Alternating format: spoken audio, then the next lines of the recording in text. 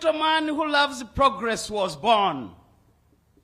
And for that matter, I request all colleagues, brothers and sisters here to stand up and we sing happy birthday to His Excellency the President. May I invite my sister, Mkunja Girl. She knows she has a better voice than me. Please, it's a great day. We should all be happy. Museveni is turning 80 and he's still very strong. Okay. Here we go.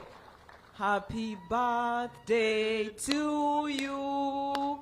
Happy birthday to you. Happy birthday, dear Museveni.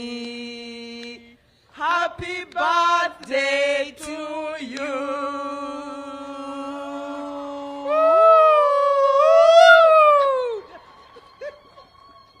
Museveni, we love you. We wish you many, many, many more years of progress. Your Excellency, the President of the Republic of Uganda, the Right Honorable Prime Minister, honorable ministers, honorable members of Parliament, captains of business and industry, distinguished guests, particularly the majority here who are from northern Uganda, the area we love so much. And all of you, ladies and gentlemen, Your Excellency, thank you. Thank you for being a great friend and a great lover of the people of northern Uganda. Thank you for turning northern Uganda from a relatively behind area and today becoming the most progressive part of Uganda. In the last 3 days, we've had this forum and focused on northern Uganda. Before I give my remarks, my name is Emmanuel Katongole. You know me, Your Excellency. You've given me various assignments, such as chairman, the first chairman of Uganda National Oil Company. You gave me the assignments of being the chairman of the National COVID Task Force Fund. You have not disbanded it for reasons you know, and a few others. I'll first invite 3 or 4 people from northern Uganda who will give a minute or 2 of recap of their feeling of their region. I'll start with Grace Kalimundu. Kalimundu, please, Grace, you've got 1 minute or so to do that. Of Polar Farms in Nairobi.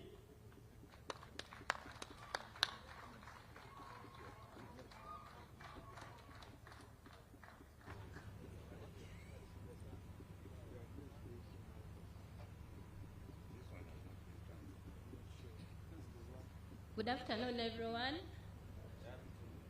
Your Excellency, the President of the Republic of Uganda, I observe protocol.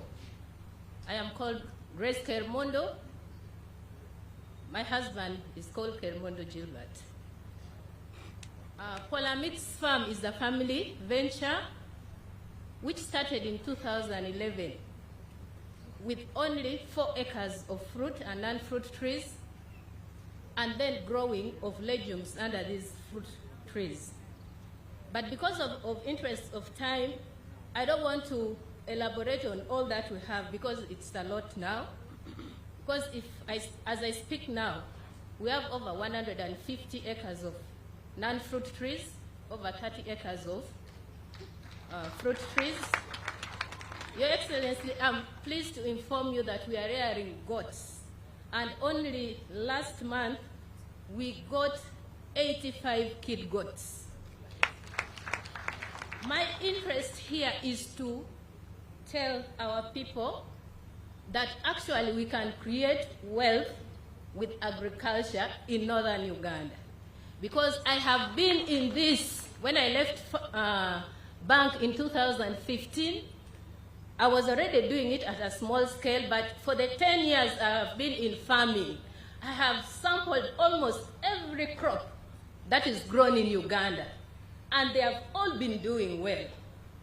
The only challenge is that I cannot do everything. I want to give example that after doing all this, we realized that we needed something now for our retirement, and we went into coffee. Last year, Your Excellency, in your visit of West Nile, I happened to be privileged that you went to my farm. And by that time, we had just planted coffee 5 days back. But I am pleased to inform you, Your Excellency, that today is the first day they are harvesting. We are picking the first cherries. I know someone is going to doubt, but you ask UCDA that when you follow their procedures, what happens to your coffee?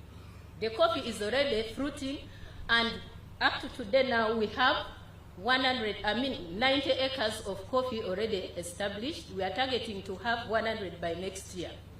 Your Excellency, this is a game changer in northern Uganda. Why? Because we have done the matrix. We are doing a coffee of 1,000 stem in an acre, but because of our terrain, we are looking at 800 stems in an acre.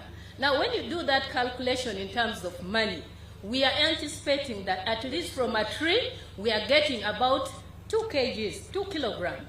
So meaning in an acre, we have about 1,600 kilograms. And when we look at the current price of coffee, for example, the parchment, it means that we are going to be fetching, because it is now going to about 13, we shall be fetching about 19.2 million from an acre.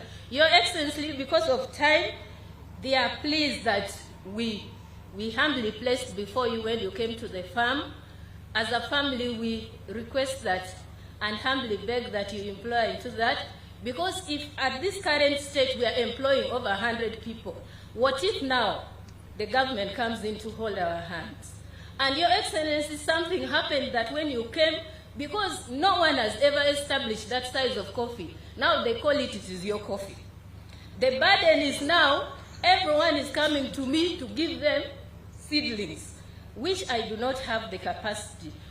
I implore that UCDA looks into that, because if now someone can prepare the land, they have the land, they're only asking for seedling. Why shouldn't we?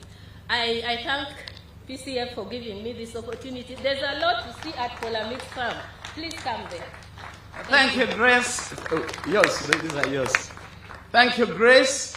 Your Excellency, the next person I'm going to call upon, because of time, there is a microphone that end. We shall use that microphone.